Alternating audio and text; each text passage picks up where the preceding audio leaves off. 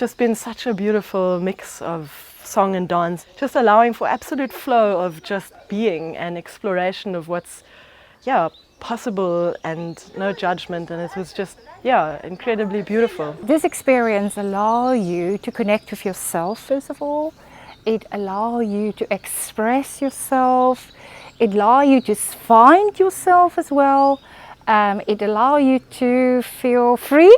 How music actually connects you to your soul, and how through song you can actually access the language of your entire being. And I think that's the lesson that I took out of here, to get comfortable with myself and use song and dance, and don't be afraid. Being in this group and being exposed to just a liberty and a freedom in terms of just with my voice and just being able to move fluidly in dance.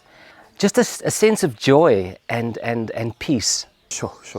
I cannot even express how much my throat is actually open. Like even with the singing or like even speaking now flows so much easier, just because I feel like I've truly found an authentic part of myself that through my voice that I didn't even know existed. This is what South Africa needs. It's healing, you know, and the healing doesn't have to be in one form.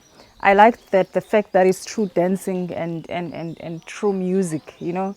I found it to be so profoundly healing and so powerful. Yavin and Upala, they are so talented and so skilled. And you know, I am a professional in this field. I'm a clinical psychologist, and they are so slick. They are so good at holding the space, the process, and the way Yavin jumps in and captures the moment is just awesome. We could express ourselves so authentically and we would be met, we would be held. There was no being careful or checking out, can you say this or that?